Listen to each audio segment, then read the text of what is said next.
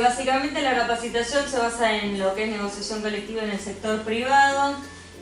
Con respecto a qué es la negociación colectiva, nuestra legislación no da un concepto de lo que es negociación colectiva, sí se limita a establecer cuáles son las partes de la negociación colectiva. Se puede de todas maneras decir que la negociación colectiva es un proceso dinámico que se vincula con las relaciones sociales de producción, es una forma de diálogo social que hace el fortalecimiento del sistema democrático y las partes colectivas dialogan para elaborar conjuntamente un convenio colectivo. Bueno, en cuanto a lo que es el marco jurídico puramente de la negociación colectiva, tenemos a la Constitución Nacional en el artículo 14 bis. Sabemos que el primer párrafo del artículo 14 bis habla sobre los derechos individuales del trabajador y el segundo párrafo habla sobre los derechos colectivos, el derecho a concertar convenios colectivos de trabajo, de recurrir a conciliación y arbitraje y el derecho de huelga. Y después está el artículo 75, inciso 22, fue incorporado por la reforma del 94, donde incorporó tratados internacionales de derechos humanos, que aquellos que están expresamente consagrados en el artículo 75, inciso 22, tienen jerarquía constitucional, es decir, la misma jerarquía que la Constitución Nacional. También están, con la reforma del 94, se le dieron jerarquía supralegal a los convenios de la OIT, pero los convenios de la OIT solamente tienen jerarquía supralegal. Cuando me digo jerarquía supralegal, quiere decir que tienen jerarquía superior a las leyes, que es el convenio 98, que fomenta la negociación colectiva, el 151, que habla de las relaciones del trabajo, y el 154 también de la negociación colectiva, y es el que da también una definición de cuáles son las partes integrantes de la negociación colectiva, que ahora lo vamos a ver, y cuál es el objetivo de salir a negociar colectivamente. Bueno, después tenemos la ley 25.877, que es ordenamiento del régimen laboral, la ley 14.50, que regula el tipo, forma, articulación y sucesión de convenios colectivos, la ley 23.546, que determina el procedimiento para la negociación de convenciones colectivas, el decreto 200 del 88, que es el procedimiento para la negociación colectiva, y la ley 24.185, bueno, que esto igual regula los convenios colectivos, pero es en el sector público. Estas son las partes: el sindicato con personería gremial, el artículo 2 de la ley 14.50 dice cuáles son las partes de la negociación, es requisito que tenga personería gremial, y el artículo 31 de la ley 23.551, que es la ley de asociaciones sindicales, confiere exclusivamente a los sindicatos con personería gremial la facultad para el derecho para salir a negociar colectivamente, y puede ser empresas, grupo de empresas o cámaras empresariales. Con respecto a la capacidad representativa para salir a negociar colectivamente,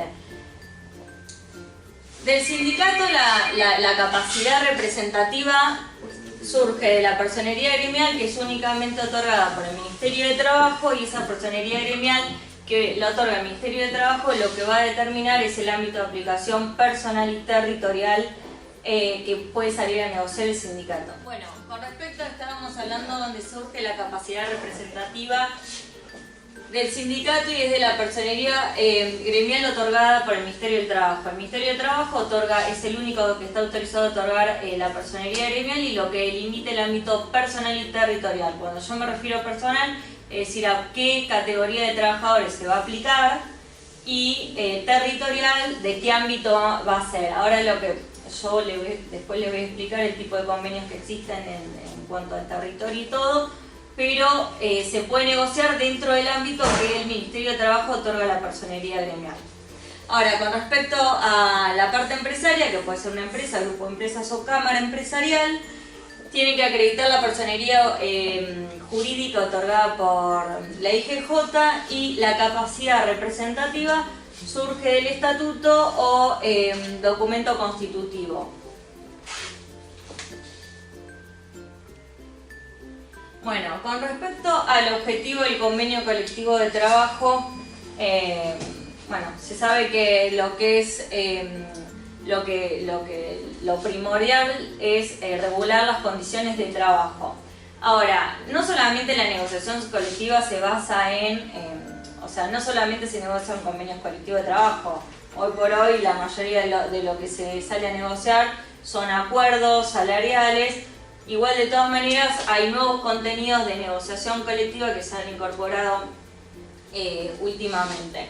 Lamentablemente, hoy lo que más prima son las negociaciones en materia salarial y no tanto en condiciones de trabajo y distintas materias o nuevas que se da. Por ejemplo, si hay mucho problema de lo que es dentro de las empresas o las instituciones, lo que es el problema de consumo problemático de drogas en el ámbito laboral, y es una materia un nuevo contenido que se puede salir a negociar colectivamente y que es algo que preocupa, o sea, primordialmente, aunque no lo crean, es al sector empresario y también al sindicato, siendo que quien suele instar la negociación colectiva es el sindicato, pero hoy por hoy en lo que es materia de, por ejemplo, consumo problemático de drogas, muchas veces lo instan las empresas por la problemática que hay. Bueno, entonces es regular las condiciones de trabajo, la actividad, oficio, profesión, categoría o empresa que representen, y reglamentar las relaciones entre las asociaciones negociadoras, es decir, la negociación colectiva y el convenio colectivo son instituciones propias de lo que es el derecho colectivo de trabajo. Es derecho colectivo porque son partes colectivas, está el sindicato y la empresa, las relaciones, o sea, el derecho individual es cuando está el trabajador y el empleador. Y no solamente regulan el convenio colectivo relaciones individuales de trabajo, sino también lo que hacen, se obligan las partes. O sea, no solamente están las cláusulas normativas que realizan normas que regulan las relaciones individuales entre el empleador y el trabajador, sino obligacionales donde las partes se obligan con determinadas cuestiones. Por ejemplo, las típicas cláusulas de paz, donde en caso de un conflicto se obligan a, por ejemplo, a no iniciar una medida de acción directa, por ejemplo. Bueno, con respecto al orden público laboral. El orden público laboral es re importante no solamente en lo que es derecho individual del trabajo, sino en el derecho colectivo. Son normas imperativas que se imponen a la voluntad de las partes y son irrenunciables para el trabajador. Normas imperativas, estamos hablando de lo que son a nivel individual, o sea, las partes entre un trabajador y una empresa no pueden negociar por debajo de lo que establece un convenio colectivo, un estatuto o la ley de contrato de trabajo o una ley de orden laboral, de carácter laboral. Lo que sí no son irrenunciables para los trabajadores, lo que establece la ley, el estatuto o el convenio. Ahora, cuando se sale a negociar colectivamente, es importante que siempre se va a negociar por encima de lo que establecen las normas legales, nunca por debajo. Si hay una excepción, que ahora después vamos a ver, que es la disponibilidad colectiva, que solamente es prevista por la ley. O sea, solamente... ahora no los quiero mezclar. Bueno, entonces el orden público laboral siempre se puede negociar por encima de lo que establecen las normas legales y nunca por debajo. Si no, es nulo, en nulidad absoluta, y en realidad el Ministerio de Trabajo no lo tendría como homologar. El problema es que, yo no puedo decir no se puede homologar porque yo he visto convenios que se han homologado cuestiones que violan normas. Claro, o sea, la realidad es que no se puede y es requisito sine qua non de que no se viole el orden público laboral. ¿Se ha respetado siempre? No. Entonces, pero eso es importante que sepan para salir a negociar, que siempre se negocian condiciones más favorables que lo que establecen las normas legales. Bueno, con respecto al ámbito de la negociación colectiva, habíamos visto de que está el ámbito personal y el ámbito territorial. Personal es con respecto a quién se va a aplicar el convenio, y territorial, en qué territorio se va a aplicar el convenio. Están los convenios nacional, regional o de otro ámbito territorial. El convenio nacional es el que se aplica en todo el territorio de la nación.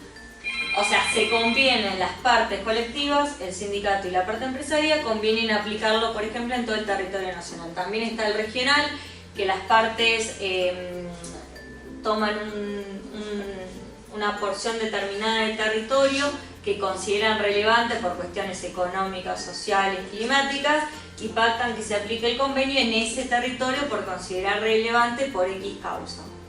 Y después de otro ámbito territorial, que puede ser un partido, que puede ser una localidad, la aplicación del convenio. Después está el convenio marco o intersectorial, que ya se refiere a lo que es el contenido del convenio, y lo que se suele hacer es fijar la estructura de lo que va a ser la negociación colectiva, modo de resolver los conflictos, que puede ser entre distintos tipos, ámbitos de convenio o conflictos suscitados entre ellos. Y después, con respecto está el convenio de actividad. El convenio de actividad agrupa a los trabajadores que realizan una misma actividad. El convenio de categoría profesión-oficio se agrupa a los trabajadores que tienen la misma categoría oficio-profesión, y está el convenio empresa, que se da entre que se hace en el ámbito que es aplicable solamente en el ámbito de la empresa. Bueno, con respecto al procedimiento de la negociación colectiva, el procedimiento puede ser instado por cualquiera de las partes. Cuando se va a iniciar el procedimiento, se hace una presentación en el Ministerio de Trabajo, donde se debe indicar detalladamente la representación que inviste, el alcance personal y territorial de la convención pretendida. ¿De dónde habíamos dicho que sale el alcance personal y territorial? De la personería, es decir, que uno se tiene que limitar a negociar en el ámbito de la personería. Sí puede reducir la personería, pero nunca extender más de lo que se dio. Digamos, si yo tengo una personería con un ámbito de aplicación, no sé, territorial nacional, puedo reducirlo a un ámbito menor. Con lo mismo, si yo tengo, no sé, una personería de actividad, puedo reducirla a un ámbito de empresa, pero nunca extenderse de los parámetros que se dio la personería gremial. Y las materias a negociar. Sí, es importante cuando uno inicia, indica esto en la presentación y lo da traslado con copia al ministerio a la otra parte. Y la otra parte, que por ejemplo si no está el sindicato, la otra parte que es la empresa puede proponer otras materias también para negociar. En el procedimiento de la negociación colectiva rige el deber de negociar de buena fe. Ese deber de negociar de buena fe implica concurrir a las audiencias fijadas por el Ministerio de Trabajo. Un tema, lo que yo no dije antes, lo que es el procedimiento de negociación colectiva puede ser pública o privada. Puede ser que las partes inician el procedimiento en el Ministerio de Trabajo y sea presidida por un funcionario del Ministerio de Trabajo, o puede ser que las partes decidan negociar directamente entre ellas y presentan el acuerdo al final.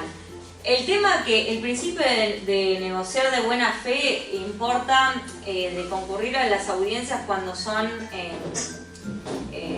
cuando la negociación es pública, porque las audiencias las fija el Ministerio de Trabajo. Si las arreglan entre las partes, no, es como, sí, no está bien que te comprometas y no vayas, pero no se estaría violando jurídicamente el principio de buena fe. Después tienen que estar los representantes con mandato suficiente, intercambiar información para que, nada, yo creo que cuando uno trata de convencer al otro sobre determinadas materias, es importante brindarle la información para persuadir a la otra parte y realizar esfuerzos conducentes a efectos de arribar a un acuerdo. En eso se basa el principio de buena fe.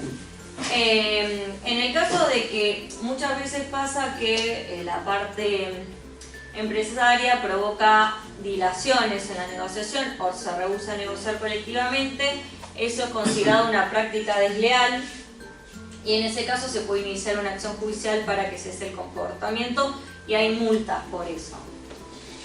Bueno, con respecto a las formas del convenio colectivo, tiene que ser por escrito, tiene que indicar la fecha y lugar de presentación, cuáles son los nombres de los intervinientes y acreditación de la personería, cuáles son las actividades y categorías de trabajadores que se refiere. Usted cuando ven el convenio ven el lugar y fecha, todo esto que estoy hablando, la zona de aplicación territorial y el periodo de vigencia. Ahora vamos a hablar del periodo de vigencia.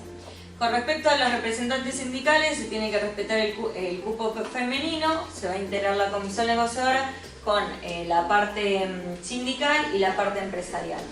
Ahora, con respecto al desarrollo de las negociaciones, están los asesores técnicos. Bueno, los asesores técnicos pueden ser abogados, licenciados en relaciones laborales, que van y acompañan a la negociación. Tienen voz pero no tienen voto. Después, bueno, los acuerdos se van a adoptar con el consentimiento de todas las partes. Si no llega a haber consentimiento es por la mayoría. Y en cada una de las negociaciones se elabora un acta donde se dice lo que aconteció en cada audiencia, en cada reunión. La disponibilidad colectiva es como si fuese una excepción del orden público laboral, que nosotros habíamos dicho que el orden público laboral... ¿Qué habíamos dicho del orden público laboral? Bueno, y esto sería como una excepción porque es la posibilidad que las partes tienden de pactar condiciones menos favorables que las dispuestas en las normas legales.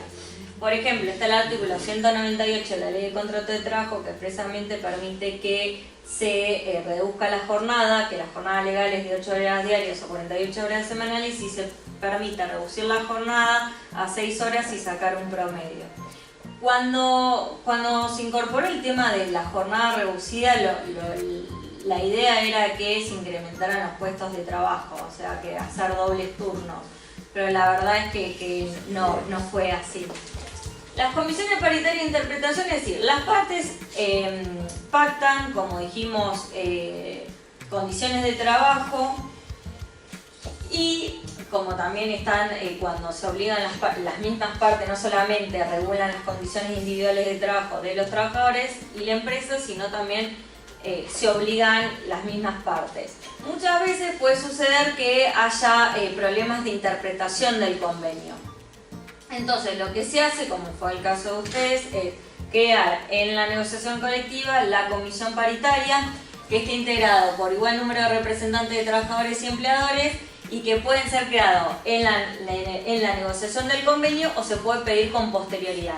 ¿Qué va a hacer esta comisión paritaria? Es interpretar, darle el sentido, o sea, que no sea interpretado por el juez, sino que las mismas partes que lo hicieron le den el sentido de lo que pusieron. Con respecto a las facultades de las comisiones paritarias, lo que es en el caso de ustedes, se tienen las 4 facultades. ¿Por qué digo esto? Porque la comisión paritaria, si no fue prevista en el convenio colectivo, se puede pedir con posterioridad la creación. Ahora, si se pide con posterioridad, solamente va a tener esta, igual yo ahora voy a explicar cada una, pero solamente si se constituye con posterioridad, solamente tiene solamente el derecho de interpretar con alcance general la convención colectiva a pedido de cualquiera de las partes o de la autoridad de aplicación. La comisión puede intervenir en las controversias o conflictos de carácter individual o plurindividual por aplicación de normas convencionales. En este caso, o sea, lo que va a intervenir, pero como mediador. Sí, porque el que va a intervenir en los que son los procedimientos individuales o plurindividuales va a ser el juez. Y no va, o sea, quien va a dictaminar va a ser el juez y no puede ser el de interpretación. Ahora, si está en la comisión de interpretación, obviamente la interpretación del convenio no va a ser sometida a un juez. Ahora, si es sometida a un juez, lo que dictamine el juez va a ser para ese caso concreto, no es que se va a aplicar como si hubiese una comisión paritaria donde ya le dio sentido a cada una de las cláusulas o se hizo una interpretación de determinadas cláusulas y se aplica en todos los casos. La interpretación del juez es para el caso en concreto, en el que no haya una comisión paritaria. Bueno, después intervenir al suscitarse un conflicto colectivo de intereses cuando ambas partes del convenio lo acuerden. Las partes pueden convenir cuál es, por ejemplo, en un caso de conflicto, son órganos de autocomposición y dicen se le denomina órgano de autocomposición, que establecen el procedimiento para resolver los conflictos, y después son los encargados de clasificar las nuevas tareas que se creen y reclasificar las que se experimenten por innovaciones tecnológicas. Cuando haya que incorporar nuevas categorías de trabajadores, van a ser las comisiones interpretadoras las que se encarguen de eso. Bueno, con respecto al periodo de vigencia, ¿quién es, sin mirar la filmina, por favor, el periodo de vigencia, cuánto duran los convenios colectivos de trabajo? Yo no lo puedo decir. ¿Por qué? Porque yo soy abogado. Y bueno, y quiero que lo sepan ellos. ¿Es uno nuevo? ¿El cartel vigente? ¿Quién le da el periodo de vigencia? ¿Lo da el trabajo en el cual uno está participando? ¿O donde firmó el convenio? Hasta que haya uno nuevo. Hasta que ese no caiga ese convenio y aparezca otro, tiene vigencia. Pero ¿quién establece el plazo de duración del convenio? Y los firmantes del convenio, las partes. Las partes. Bueno, las partes son las que establecen el plazo de vigencia. Ahora, lo que recién decía hasta que caiga y haya uno nuevo y no sé qué, eso se denomina ultraactividad del convenio. Es decir, las partes pueden fijar la ultraactividad del convenio o directamente no pueden decir nada y se aplica automáticamente la legislación, o pueden dejar sin efecto la ultraactividad. Y lo que tiene en la negociación colectiva en general, que la ultraactividad es por tiempo indeterminado. Después vamos a ver que en la pequeña empresa hay un plazo de ultraactividad inferior que no es por tiempo indeterminado. Acá, hasta que las partes no vuelvan a negociar un convenio colectivo, sigue rigiendo el mismo convenio. Bueno, con respecto al convenio, ¿cuándo comienza a regir el convenio colectivo? Es desde el acto administrativo de la homologación. La homologación es el acto administrativo mediante el cual se le da eficacia jurídica, pero tiene efectos erga omnes, es decir, se aplica a los convenios a los afiliados y a los no afiliados. Y para homologarse es importante que el Ministerio va a tener cuidado de controlar, hace un control de legalidad, o sea, controla que no se viole el orden público laboral. Es decir, que lo que está convenido, que las partes no hagan cualquier cosa y que lo que está convenido se ajuste a la legislación laboral. ¿Qué es lo que dijo usted al principio? Que es lo que yo dije al principio. No me diga usted porque me está matando. Bueno, entonces, es importante la homologación porque si no se homologase, solamente tendría efectos para las partes firmantes y para los afiliados. Entonces, la idea del convenio colectivo es que tenga efectos erga omnes y si no tiene la homologación, no produce esos efectos. Y siempre y cuando, como dije, el Ministerio de Trabajo es un control de legalidad y se fija que no se violen las normas laborales y que no se pacten condiciones menos favorables que las establecidas en las normas legales. Bueno, con respecto al rol del sindicato, definir, bueno, ustedes deben saber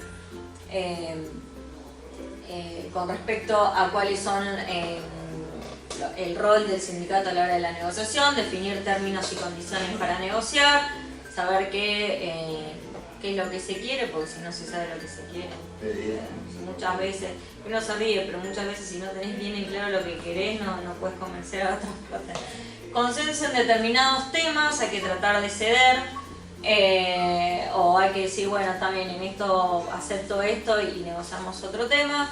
Requerir asesoramiento, cumplir acá con el asesoramiento del doctor, cumplir con los compromisos asumidos, definir cuáles son las materias a negociar y definir estrategias. Eso sería más que nada el rol del sindicato en la negociación. En cuanto al rol del Estado, es autoridad de aplicación. Cada vez que se dice la autoridad de aplicación es el Ministerio de Trabajo, porque todo se hace ante el Ministerio de Trabajo. Se presenta, es quien se hacen las presentaciones, quien da el ok de los convenios colectivos. Bueno, constituye las comisiones negociadoras, que dijimos que son cuando se va a empezar la negociación colectiva, se integran las comisiones negociadoras, homologa, registra y publica los acuerdos y convenios colectivos, y también lo que puede hacer el Ministerio es extender el ámbito territorial del convenio colectivo. O sea que muchas veces puede ser que cuando no haya en el mismo ámbito territorial un sindicato con personalidad gremial, se puede extender el ámbito de aplicación. Con respecto a las competencias en materia de negociación colectiva, la legislación laboral de fondo viene el Gobierno Federal y Congreso Nacional, y después se delega a las provincias, se delega todo lo que es materia de convenios colectivos a las provincias.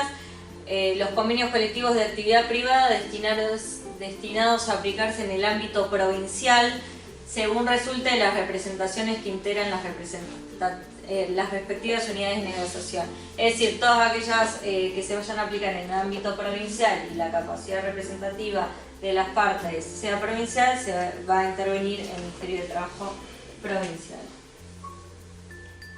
Ahora, esto es con respecto a la pequeña empresa.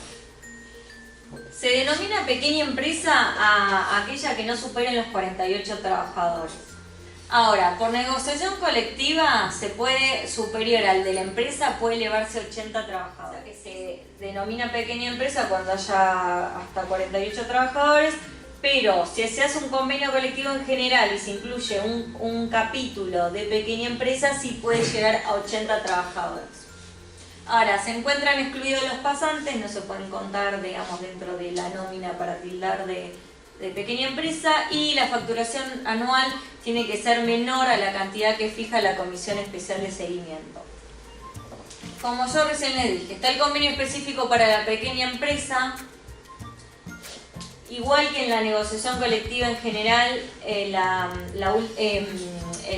plazo de vigencia del convenio lo establecen las partes. Esto es cuando es el convenio específico, como es en el caso de ustedes. Y la ultraactividad es de 3 meses. Bueno, con respecto a cuando hay un capítulo específico para la pequeña empresa,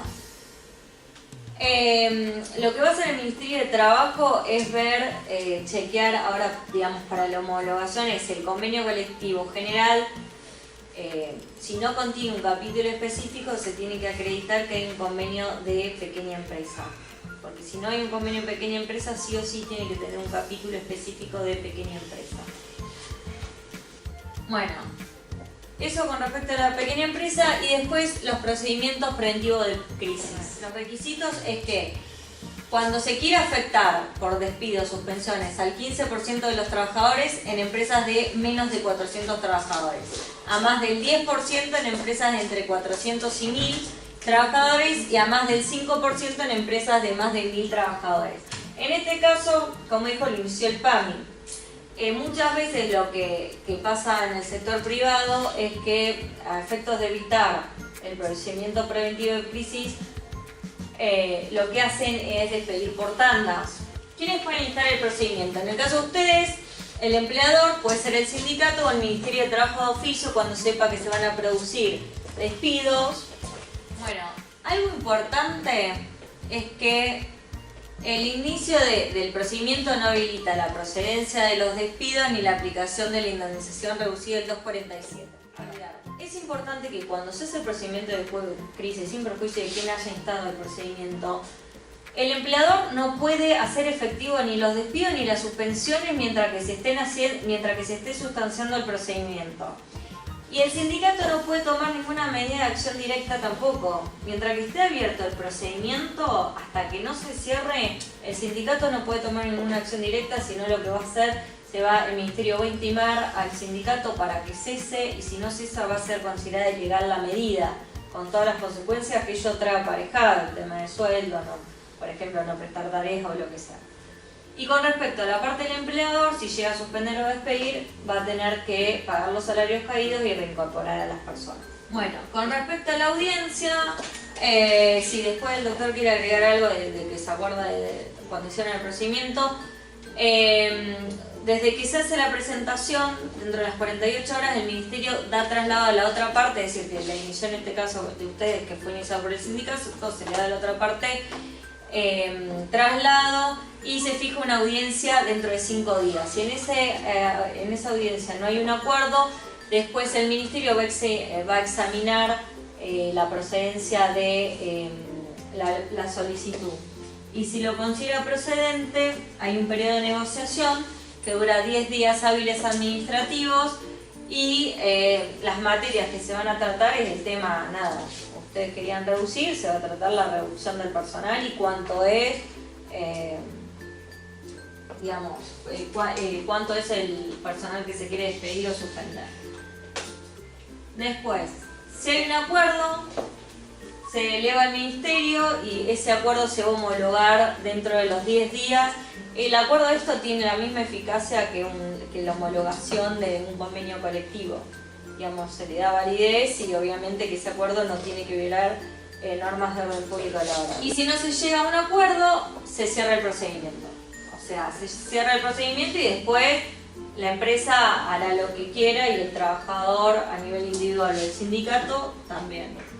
Pero es un paso que tenían que pasar, digamos. Muy bien.